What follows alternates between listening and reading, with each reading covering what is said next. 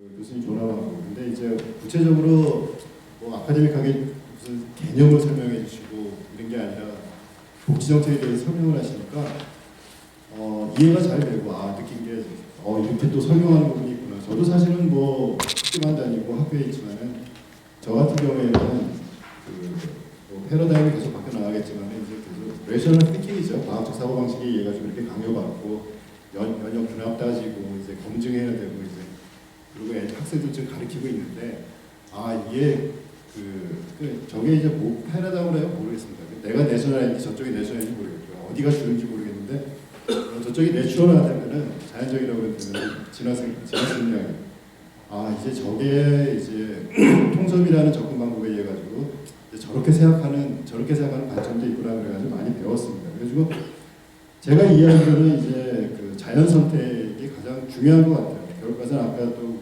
말씀하실 때 왜 자연 선택이 중요하냐 말씀하실 때 X 수준, Y 수준 말씀하실 때 궁극적인 펀디멘털한 원인 자체는 결국 자연 선택이다 이렇게 강조를 하시니까 그리고 이제 저는 반평생 이상 거의 다 X 수준에서 하위 수준에서 맴돌고 살아왔다고 하고요. 데이터만 갖고 방울새다가 원인은 어디 있을까 그래서 찾아온 것 같고요. 결국 가서는 그걸 가지고 재밌게 복지를 설명하셨는데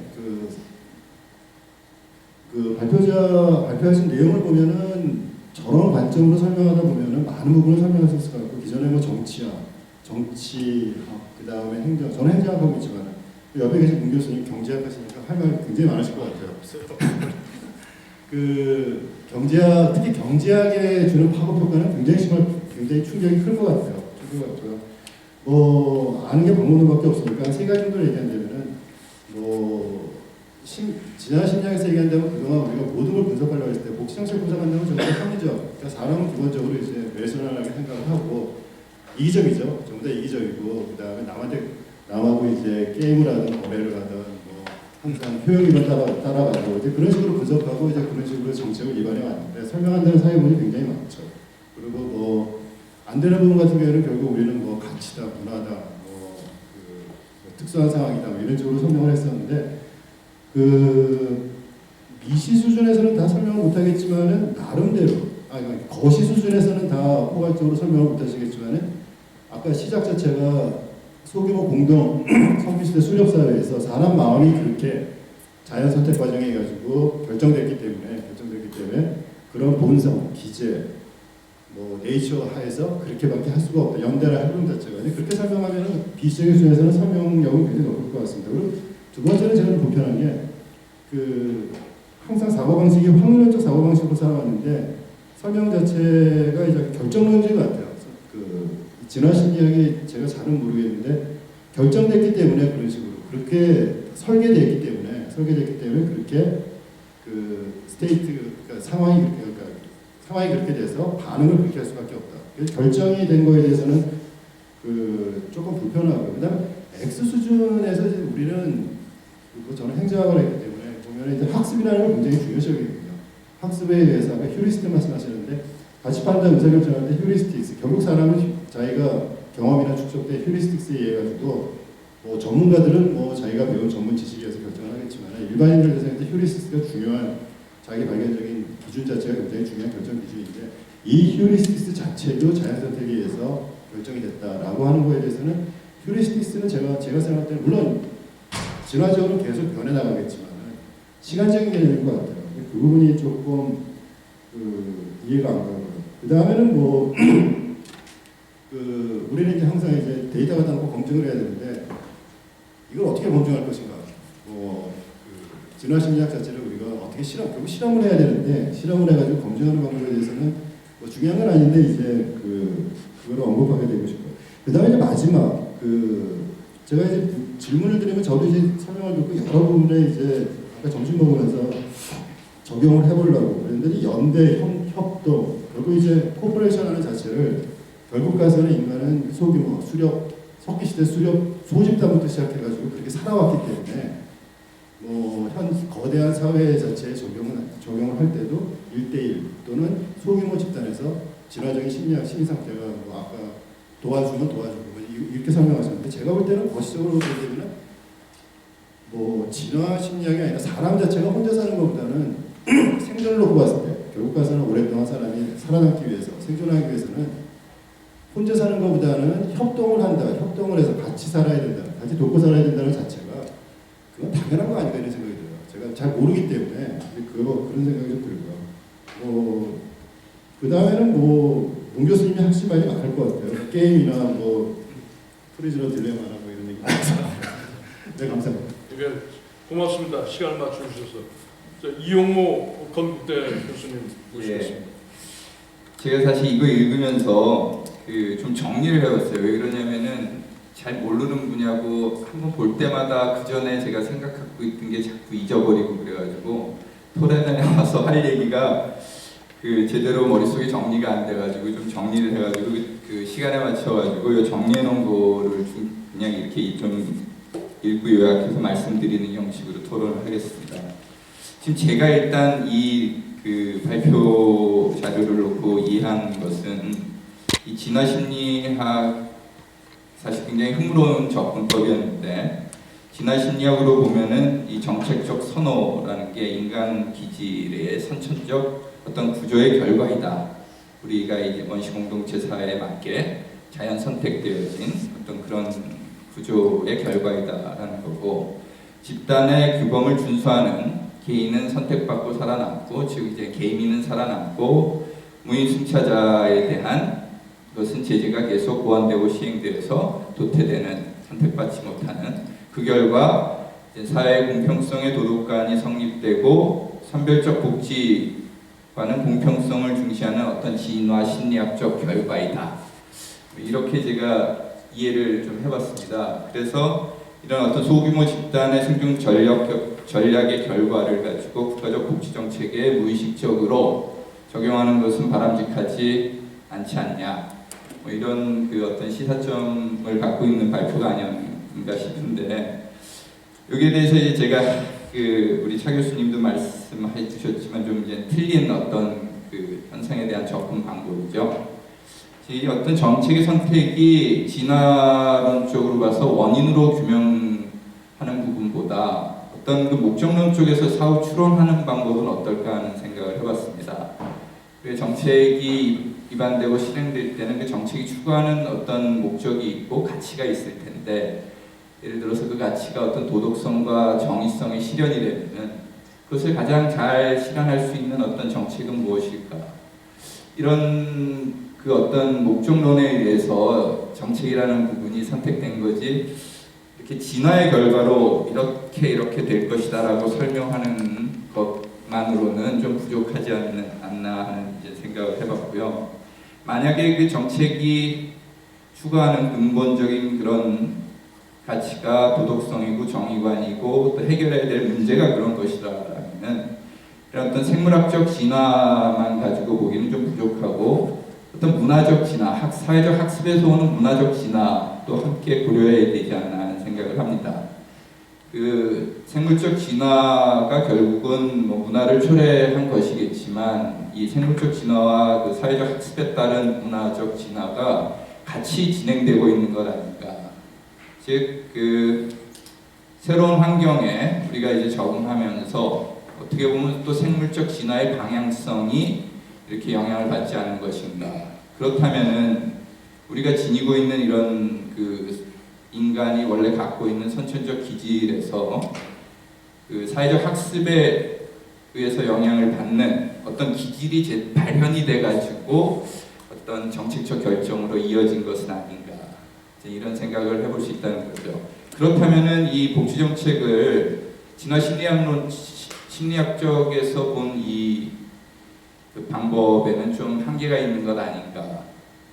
왜냐하면은 보편복 복지를 사실 광범위하게 시행하는 유럽의 많은 나라들도 있고 또 우리가 단시간 내에 이 정반대의 이데올로기가 사회를 지배하는 현상을 쉽게 보는데 이런 부분에 대한 설명은 좀 부족한 게 아닌가. 결국은 아까도 말씀해 주셨지만 사람이 굉장히 선천적으로 다양한 기질, 스스로 자기를 위한다 하더라도 그게 매우 다른 다차원적인 그런 기질을 갖고 있는데 그게 이제 만약 우리 몸속에 존재를 한다면 사회가 나 어떤 국가가 발전해 나가는 진화하면서 우리가 학습하는 이 동안에 그 자연 선택이라는 게 매우 다양한 계층에서 다양한 형태로 일어날 것인데 그런 게 다 이렇게 복합적으로 고려돼서 정책이라는 게 선택이 되고 그 집행이 되는 게 아닐까 이런 생각을 좀 해봤습니다. 예, 고맙습니다. 저는 이제 올 2015년도에 우리 정책학회 정책연구 특별위원회 제가 이제 위원장을 맡고 있습니다. 그래서 이제 문명과 협력이라고 하는 것들의 테마로 이제 야심차게 기획한 그런 주제고요. 그리고 이제 그 첫 번째 제가 외국 학자를 모신 게 이제 걔가 전중환 교수님이시고 진화 심리학이라고 하는 분야가 어떤 형태로든 우리 정책학자들에게 좀 도움이 되지 않을까 뭐 이런 측면으로 이렇게 이제 보셨습니다. 뭐 짧게는 제가 돌이켜보면 제가 한 10여 년 동안 인구에 회자되고 있는 키워드 중에 하나가 콜래보레이션이라고 합니다.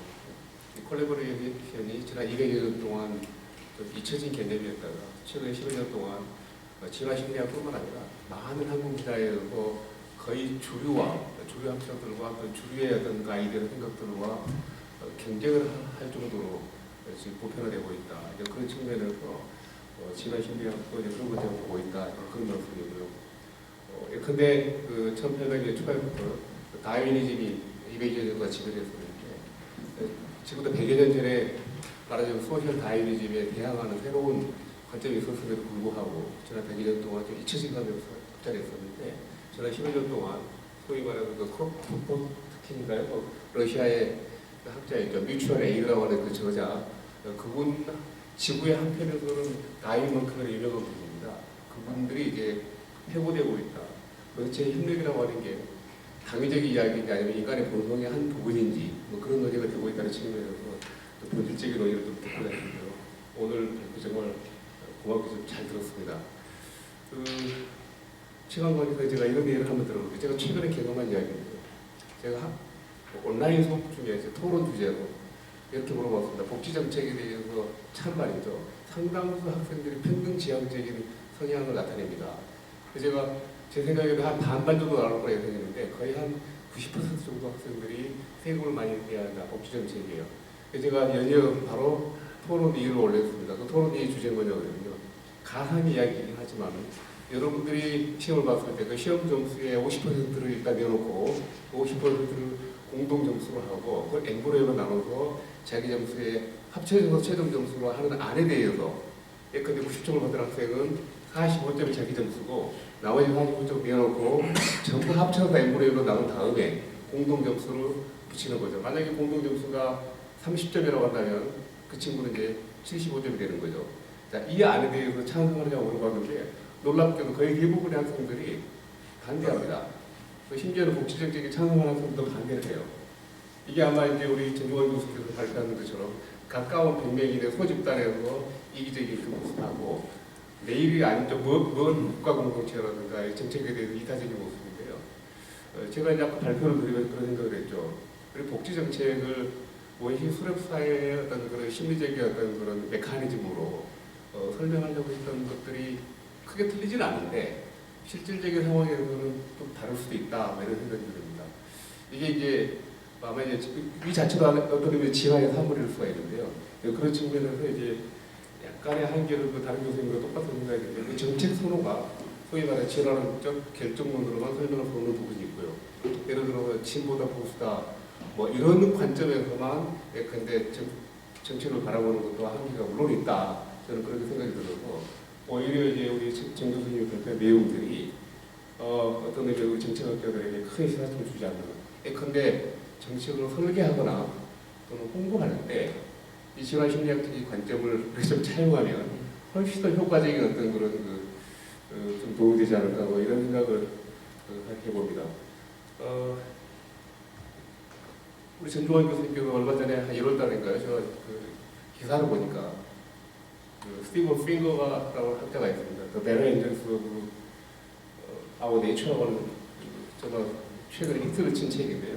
그 책을 한국에 소개하시면서 정 교수님 모처에도 기억이 나지 않습니다. 그 책을 소개하는 건데요. 그 내용이 아마 오늘 강의 내용과 좀 유사하지 않을까 이런 생각이 들고요. 그런 측면에서 우리가 오래된 연장통이라고 하는 거, 이게 이제 사실은 회고록이 우리 또 반성해야 될 부분이거든요. 우리 마음속에 우리가 21세기를 살아가고 있습니다만 우리의 바디야, 우리의 심리는 한 6만 년 전의 생각을 그대로 가지고 있지 않을까 이런 생각이 들어서 그런 6만 년 전의 생각을 어떤 의미로 잘 활용할 수 있고 또 이렇게 우리 잘 관찰할 수 있으면 21세기를 살아가는 우리들에게 좀 더 나은 생각들, 아이디어를 주지 않을까 뭐 그런 생각을 해봅니다. 네, 고맙습니다. 보통 우리가 정책을 이야기를 할 때 이걸 어떻게 개선할 것인가 이러한 이야기들을 많이 하죠. 또 그거를 혁신이라고 얘기하기도 합니다. 그래서 이거를 그 개선과 혁신, 저는 이걸 두 가지로 나눠서 생각을 좀 해본 적이 있는데요. 혁신은 아예 절편의 변화가 아닌가 싶습니다. 그 그래프에서 인풋이 X축이고 Y축이 이제 아웃풋이라고 생각을 하면은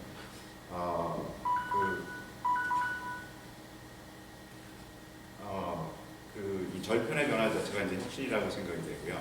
거기에 비해서 이제 개선, 그러니까 진화, 오늘 키워드로 치면은 진화가 될 텐데요. 진보 이런 것들은 기울기의 변화가 아닌가 싶습니다. 그래서 우리가 보통 개혁, 혁신 뭐 이런 것들을 우리 정부에서 많이 강조를 하지만은 사실은 그것보다 이 진화가 더 현실적이고 우리 현실성이 있으면서도 더 많은 효과도 볼 수 있는 것이 아닌가 하는 생각이 들었습니다.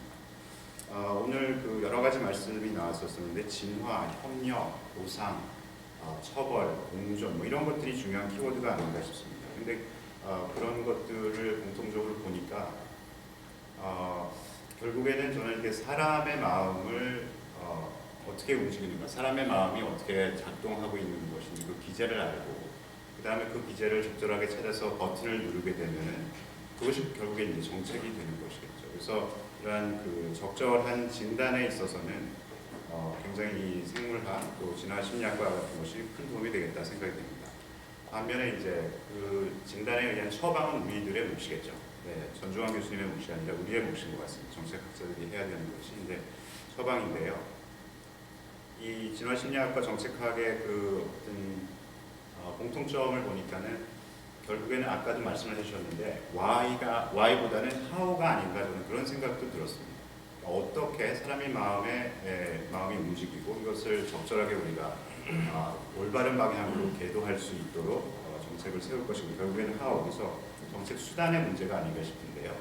이거를 3R이라고 생각이 됩니다. 하나는 잘 아시다시피 이제 regulation이죠. 두 번째는 reward죠. 경제적인 인센티브 보상. 그다음에 세 번째는 recognition이 아닌가 싶습니다. 우리가 여기서 뭐 carrot, stick, summon 이렇게 얘기를 하듯이 이것을 세 가지 R이라고 볼 수 있다고 생각이 되는데요.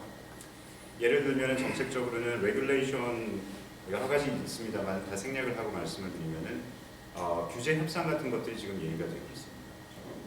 regulatory negotiation인데 저는 실패했다고 봅니다. 현재 아직은 잠정적인 결론이긴 하지만 한강유역의 배출권 거래 제도 같은 것을 할 때 우리 못하겠다 이렇게 나오는 거죠. 한강 수계에 있는 기업들이 우리 경제적인 부담이 너무 크다.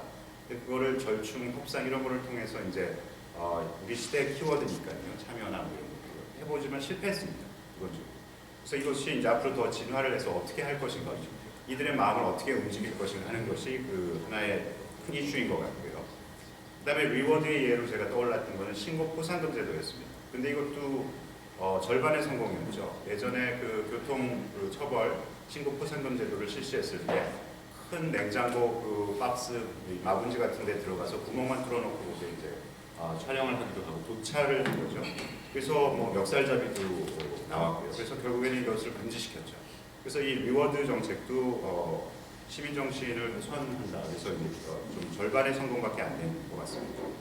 그다음에 레코미션 같은 경우에는 그 환경 정책 부분에서 어떤 기업이 가장 친환경적인 기업이냐 이런 것들을 조사를 해봤더니 어디일 것 같으십니까?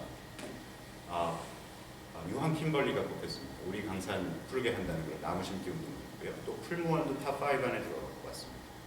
근데 사실은 뭐 삼성이나 LG나 그런데 대비해서는 물론 환경적인 것들은 뭐 탑이라고 뽑히지만 과연 이러한 기업들만큼 풀무원이나 유한 킴벌리가 그렇게 경쟁력이 있는 회사냐. 그래서 이것도 저는 이 레코니션 부분도 좀 한계가 있지 않나 하는 생각이 들었습니다. 더군다나 아까 카시아스 골키퍼가 이렇게 도와줬을 때 우리가 받는 것은 오히려 배신이었다 이런 말씀을 드렸었는데요.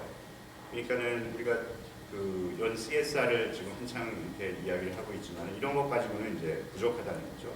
그래서 그러니까는 순자가 얘기하는 그런 성악설, 그리고 X적인 측면도 있고 또 Y적인 측면도 있는 것 같습니다. 그래서 이런 두 가지를 어떻게 잘 조화롭게 할 것인가 하는 것이 앞으로의 키가 아닌가 싶어요. 이완희 총리가 돌아가셨죠. 근데 한편으로는 굉장히 우리가 존경스러운 그런 측면이 있지만은 그쪽에 사는 시민들한테 싱가포르 국민들한테 물어봤더니 다른 이야기들도 많이 나옵니다. 그러니까 택시 기사들도 우리는 감옥 없는 창살 없는 감옥에 살고 있다는 이야기도 있고요. 근데 반면에 경제적인 발전이 이루어졌지만 싱가포르를 보면은 행복지수는 거의 꼴찌입니다. 근데 반면에 부탄의 경우에는 행복지수가 1위 국가이죠. 그러나 경제적인 발전은 거의 없습니다. 그래서 그 중간에 우리가 있는데 우리 싱가포르 쪽에 가깝지만 어느 쪽으로 갈 것인가 지표 우리가 현재 처해 있는 좌표도 좀 생각해 볼 필요가 있는 것 같고요. 아주 여러 가지 우리가 생물 또 진화 심리학에서 배워야 되는 것들이 상당히 많이 남아 있는 것 같습니다. 저는 이 정도로 마치겠습니다. 수고하셨습니다. 전 두 가지 포인트만 좀 잠깐 말씀을 올리고 싶은데 첫 번째는 이제 질문입니다. 과연 개인의 의사결정을 공동체 의사결정과 동일하게 놓고 볼 수 있을까? 이게 구성의 오류가 혹시 있는 것은 아닐까라는 질문입니다. 다름 아니라 개인의 의사결정은 철저하게 레셔널하게 이루어진다라는 것이 설득력이 있지만 과연 공동체 의사결정인 정책학에서 과연 레셔널리티만 따질 수가 있겠느냐라는 부분은 한번 짚어봐야 될 것 같다는 생각이 있는 거죠. 거기에는 여러 가지가 있을 수 있는 거죠. 공동체 의식이라는 연대성이라든지 또 사회 정의라든지 이런 것들을 함께 고려해서 의사결정이 있어야 되는 거 아닌가. 그렇다면 과연 원시 수렵사회에서 인간이 진화해온 레셔널리티에 근거한 그런 행동 원리들이 공동체 행동 원리로 함께 이해하기에는 우리가 한 가지 더 생각해야 되는 부분들이 있는 거 아닐까. 사회 정의 문제 그런 것들을 생각했고요. 두 번째는 이제 사회도 그렇다면 진화하는 거 아니냐. 그건 옳은 것 같습니다. 분명히 사회의 개혁론도 체계적으로 발전해 왔고 그 다음에 사회 정의에 대한 개념도 진화해 온 것은 맞는 것 같은데 한 가지는 제가 좀 아쉬웠던 것은 뭐냐면 과연 어떤 공리주의적인 사고를 가지고 계신 거 아닌가 그런 생각을 했거든요. 왜냐하면 조음을 추구하는 어떤 레셔널리티와 옳음을 추구하는 것은 좀 다르다는 거죠.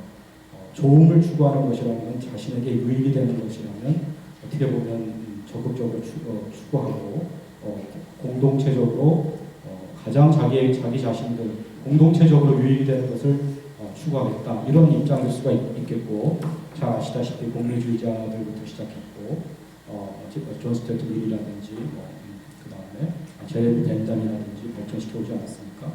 근데 그것과는 좀 별개로 우리 정책학에는 사회 정의를 이해할 때 다른 한 계보가 있는 건 분명히 있는 것 같습니다. 왜냐하면 임마누엘 칸트 계열의 어떤 도덕적 의무나 도덕감이라든지 그 다음에 자율적 자유인 그가 얘기한 자유인의 개념 마땅히 옳은 것을 추구하는 어떤 자연인을 우리는 자유인이라고 하는데 그런 어떤 정당한 자유를 추구하는 계열이 분명히 있고 이게 이제 롤스에서 집대성되어서 다 아시겠습니다만 차등의 원리라든지 그다음에 최소적 혜택의 원리라든지 이런 것들로 발전하면서 어떻게든지 공동선을 함께 생각하고 공동의 자산으로 모든 좋은 것들을 함께 이해하고 그것을 공동체 내에서 합리적으로 나누자라는 생각들이 분명히 정책학에는 있는 것이고 또 인간의 경험성이라든지 이런 부분들을 생각하는 소위 평등주의적인 정의관이 분명 우리 안에 있는 것인데 이런 부분들도 우리가 함께 고려해서 균형 있는 이제 의사결정을 내리는 것이 공동체의 의사결정이고 개인의 의사결정과는 그래서 좀 차이가 있을 수 있겠다.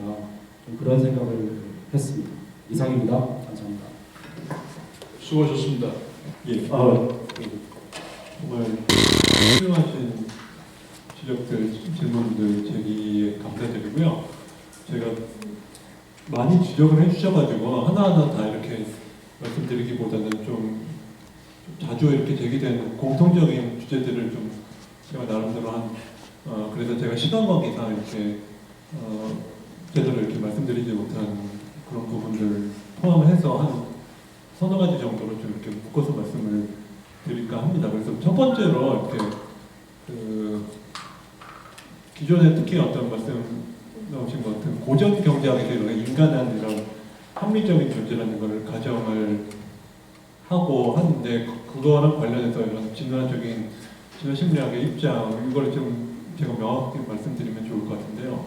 다들 아시는 것처럼 이런 고전 경제학자들은 이런 인간은 합리적이다, 이기적이다 이런 바탕에서 사고를 했는데 보통 진화 심리학이랑 또 많이 얘기되는 최근의 흐름이 다들 아시는 것처럼 행동 경제학이잖아요. 그러니까 이런 카네만이나 튜버스키가 얘기하는 것처럼 인간은 이런 휴리스틱이라든지 여러 가지 심리적인 편향에 의해서 한마디로 바보 같은 짓을 한다 이런 관점인데 인간은 상당히 알고 봤더니 비합리적이더라.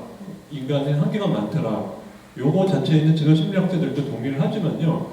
진화심리학자들은 이런 행동경제학자들은 좀 진화심리학자의 관점에서 행동경제학을 약간 좀 말하자면 좀 상당히 비판해서 말씀드리면은 그러니까 이렇게 알고 봤더니 인간들은 멍청하더라 이렇게 디스크라이브 하는 수준에서 끝난다면 사실은 진화심리학자들이 강조하는 거는 비합리적으로 행동하지만 사실은 많은 경우 예를 들어 이런 심리적인 편향들을 대부분은 이런 자연선택에 의해서 진화된 심리적인 적응이니까요. 과거의 진화적인 환경에서는 생존과 번식에 이득을 주게끔 잘 효율적으로 설계 된 이런 심리적인 적응에 의해서 그런 말하자면은 아주 실증 수준에서는 합리적이라는 거죠. 인간은. 그래서 진화심리학자들의 입장은 인간은 합리적이다가 고전 경제학자의 입장이라면 인간은 합리적이지 않다 멍청하다가 행동 경제학이라면 인간은 비합리적이지만은 심층 수준에서는 합리적이라는 거죠. 여기서 합리적이라는 거는 과거의 진화적인 상황에서라면 생존과 번식에 도움이 되었을 방향으로 예를 들어 여러분들 다들 아시는 것처럼 사람들은 경제적으로 합리적으로 행동하려면 자식한테 이렇게 뭐 자식을 위해서 뭐 등록금 대고 해외 유학 보내고 그럴 필요 없죠. 그럼에도 불구하고 사람들은 뭐 기러기 아빠가 되는 것도 감사하면서 저희 단과대학에도 그런 교수님도 몇 분 계신데 기러기 아빠가 되는 걸 감사합니다. 그야말로 혼자서 정말 쓸쓸하게 사시면서 이런 외국에다가 이렇게 자녀들과 와이프한테 엄청난 돈을 이렇게 보내시는 이런 것들은 사실은 심층 수준에서는 합리적이라는 거죠. 그러니까 자신의 유전자를 후세에 남겨줄 자식들에게 투자를 하는 거기 때문에 그래서 이런 측면에서 좀 그렇게 다르다는 것을 말씀드리고요. 그리고 그거랑 연관해가지고 어떤 생물학적인 진화는 한계가 있지 않겠느냐 그리고 이런 어떤 사회적인 학습, 문화적인 진화도 고려해야 되지 않겠느냐라고 말씀하셨는데 예, 맞는 말씀입니다. 근데 제가 강조하고 싶은 거는 많은 경우에 생물학과 어떤 생물학 대 사회 문화 이렇게 생물학이냐 문화냐 이렇게 한판 대결로 이렇게 많은 분들이 생각을 하시는데 사실은 생물학은 개체와 개체 주변을 둘러싼 이런 주변 환경을 전부 다 연구를 하는 거기 때문에요. 생물학이라고 하면 사실은 인간, 사회, 문화 다 예술이다, 뭐 윤리다 이런 것들이 다 생물학의 영역입니다. 그러면은 우리가 얘기해야 되는 건 유전적인 진화랑 문화적인 진화인 거고요. 그리고 이러한 어떤 그러니까 문화나 사회적인 학습의 영향이 중요하다는 것은 진화심리학자들도 100% 인정을 합니다. 근데 그럼에도 불구하고 왜 진화적인 관점이 중요하다고 하는 거냐면 예를 들어서 이렇게 말씀드릴게요. 그러니까 대중매체에서 아주 예쁜 이렇게 그야말로 신체적으로 매력적인 예쁜 여자 연예인들이 대중매체 그야말로 뭐 인터넷 뭐 포털 사이트만 키면 이렇게 나옵니다. 근데 이러한 사실은 그야말로 비정상적으로 예쁜 연예인들이 안 좋은 영향을 끼친다는 것, 더 정확하게 말하면은 정작 자기 아내에 대한 사랑을 약하게 만든다는 것이 알려져 있거든요. 그러니까 평범하게 생긴 여자들의 사진을 본 남자 집단이랑 기가 막히게 예쁜 여자 연예인들의 사진을 본 집단이랑 비교를 해보면은 그리고 나서 자기 아내를 얼마나 사랑하냐 물어보면 후자의 경우, 그러니까 슈퍼모델들을 실컷 본 남자들은 자기 아내에 대한 사랑이 떨어집니다. 근데 여자들은 그렇지 않습니다. 엄청나게 잘생긴 남자 탤런트들의 사진을 본 여성들이나 평범한 남자들의 사진을 본 여성들이나 자기 남편에 대한 사랑을 물어보면 차이가 없습니다. 그러니까 이거는 남자들이 역시 짐승이야. 그런 임플리케이션을 주는 거냐? 꼭 그렇지만은 않습니다. 요번에는요, 돈 잘 벌고 사회적인 지위가 높은 여성들, 예를 들어 뭐 박근혜 대통령이라든지 삼성그룹 이부진 부회장이라든지 이런 여성들의 사진을 실컷 남자들에게 보여주고 또 다른 입장에서 평범한 여성들의 사진을 보여주면은 그러면 자기 아내에 대한 사랑은 차이가 없습니다. 남자들은. 하지만 여자들은 뭐 삼성그룹 뭐 이재용 회장이나 뭐 이런 빌 게이츠의 사진을 본 여성들에 비해랑 그리고 평범한 남자들의 사진을 본 여성들이랑 비교해 보면은 빌 게이츠나 뭐 이재용 사장의 사진을 본 여성들은 남편에 대한 사랑이 떨어집니다. 그러니까 제가 강조하고 싶은 건요, 우리가 보통 이런 사회적인 문화적인 학습을 중요시하는데 사실은 왜 근데 남자들 똑같이 실질적으로 매력적인 사람을 보면은 남자들만 자기 배우자에 대한 사랑이 약해지고 반면에 돈 잘 벌고 사회적인 지위가 높은 이성들의 사진을 보면 이번에는 배우자에 대한 사랑이 떨어지는 건 왜 여자냐? 이런 학습은 중요하지만 왜 학습이 그렇게 일어나느냐에 대한 설명은 여전히 진화적인 토대에서 분명히 돼야 된다는 것이죠. 그러니까 이게 진화적인 설명이 맞으면은 사회문화적인 설명이 틀리고 그런 게 아닙니다. 오히려 왜 사회문화적으로 왜 어떤 사람들이 여기에는 반응을 하고 여기에는 반응을 하지 않는가에 대한 설명이 이런 그야말로 기초적인 설명 토대를 진화적인 관점이 제공을 해준다는 거고요. 예, 그리고 결정론적인 거 세 번째로 그런 질문들이 나왔었는데, 예, 결정론적이지는 그러니까 결정론적이라는 거는 이거는 뭐 이렇게 과학 철학적에서 이렇게 주로 얘기할 얘기입니다만은 원인을 이야기한다는 것은 당연히 어떤 그런 의미에서는 결정론이 되는데 많은 사람들이 생각하는 것처럼 이런 유전자를 얘기하면 아주 고정불변한 그런 그야말로 동물적인 본능만 생각하는 것은 아닙니다. 그런 의미인 것은 절대로 아니고요. 어떤 것들은 물론 예를 들어 뭐 이렇게 눈에다가 이렇게 손가락을 이렇게 하면 눈이 깜빡이고 이런 것들은 그야말로 고정된 거지만은 많은 경우에 우리의 생물학 이런 진화된 심리적인 적응은요 대단히 어떤 유연한 패턴타티브한 거거든요. 예를 들어서요 태어나서 아버지가 없는 가정에서 자란 딸들은 훨씬 더 자유분방한 성관계를 추구하고 결혼도 잘 하지 않고 성관계 시기도 빠릅니다. 근데 아버지가 없는 가정에서 자란 아들은 안 그래요. 딸만 그렇습니다. 그리고 어머니가 없는 가정에서는 아들이든 딸이든 그런 차이가 없습니다.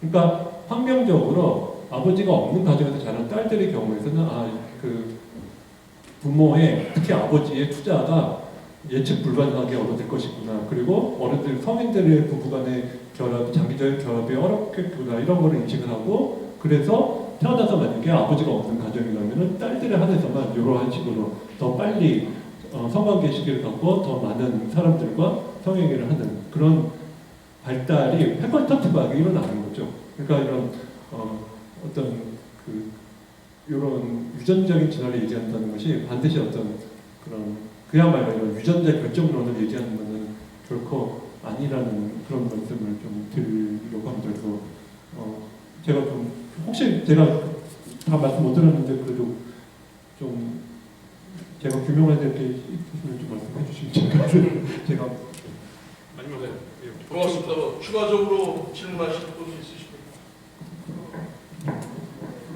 예, 플로어에서 뭐 시간도 됐는데 제가 정리 좀 하겠습니다. 결국 지금 진화 심리학 제가 이해하는 오늘 또 토론을 통해서 생각하는 이런 것 같습니다. 이제 근대성의 범주 내에서는 이제 이성에 토대한 합리적 존재로서 인간관이 지배적이었고 후기 근대 들어오면서 이제 이게 무슨 이성보다는 감성적인 만족의 문제가 중시되면서 이 이성 그렇다고 해서 우리가 후기 근대라고 하는 것을 어떤 새로운 패러다임으로 규정을 못하고 있었던 것이 근대성에서 완전히 탈출 못한 것인데 그래서 이성의 연장으로서의 감성의 세계에 들어가면서 합리적 판단과 비합리적 판단 사이에서 이걸 어떻게 융합할 것인가를 가지고 고민이 많았던 것 같습니다.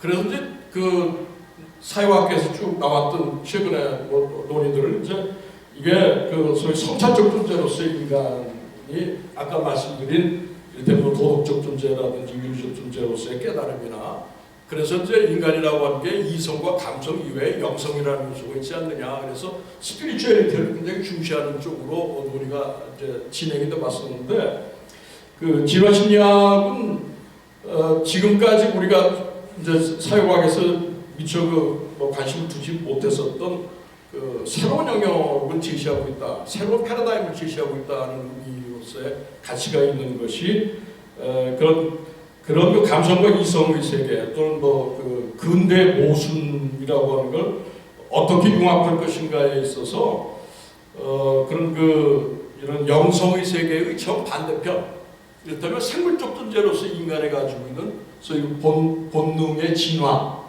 하는 그 프레임을 가지고 설명을 시도하고 있다. 그래서 어떻게 보면 이제 그 근대 연속성을 포함하고 있다고 생각이 됩니다. 그게 아마 이제 그 여러분들이 논쟁을 제시하는 디터미니스틱한 거 아니냐, 스틸 리니어한 시스템이 거기 내재되어 있는 것이다. 또는 그렇기 때문에 진화하고 돌연변이는 어떻게 설명하려고 그러냐, 또 진화와 돌연변이도 어댑테이션이다 그런다 그러면 이거야말로 그 예정론적인 설명이 아니냐, 이런 그러면서도 역시 그렇기 때문에 감성과 이성을 동시에 포함해서 설명할 수 있다. 이제 그 긍정적인 측면이 있는 것이고, 반대의 측면에서 보면 이제 영성의 세계가 왜 그래도 뭐 스피리추얼리티라고 하는 게 지금 그 진화론적 그 심리학의 그 오퍼지 사이트에서 의미를 갖는 것은 이제 이성과 감성을 역시 뭐 연결을 시키려고 하는데 그러나 이를테면 그 리니어라는 문제를 좀 극복하는 데 용이하다. 그래서 이제 그런 그 비산의 체계를 어떻게 우리가 설명할 것인가, 이거는 이제 그런 디멘전 자체를 달리하는 홀리스틱한 어떤 언더스탠딩이다. 그래서 이게 이제 뭐 이렇게 리니어하냐 아니면 뭐 컴플렉스하냐라고 하는 그런 디멘전이 마인드의 세계에 있었다고 그러면 이제 이 휴리스틱한 접근을 시작하고 있는 지금 이 진화심리학은 바디의 차원으로 내려온 것이고, 그 상대편에 이제 논쟁이 제기되고 있는 쪽은 스피리추얼리티 세계에서 문제를 해결하려고 하는 그런 그 일종의 오늘날 우리가 모색하고 있는 사회과학에 있어서의 어떤 학문적인 로커스를 뭐 정리를 해본다고 그러면 거기서 진화심리학의 뭐 가치나 의미 또 한계 같은 것들이 명확해지는 것 아닌가, 그런 정도로 오늘 뭐 정리를 하면 좋을 것 같습니다. 귀한 말씀해 주셔서 고맙고, 아마 그 정책학 쪽에서도 이런 쪽으로 한번 논의를 전개해 보시는 게 상당한 그 의미가 있을 것 같다. 토론에 임해 주신 분 고맙습니다. 감사합니다.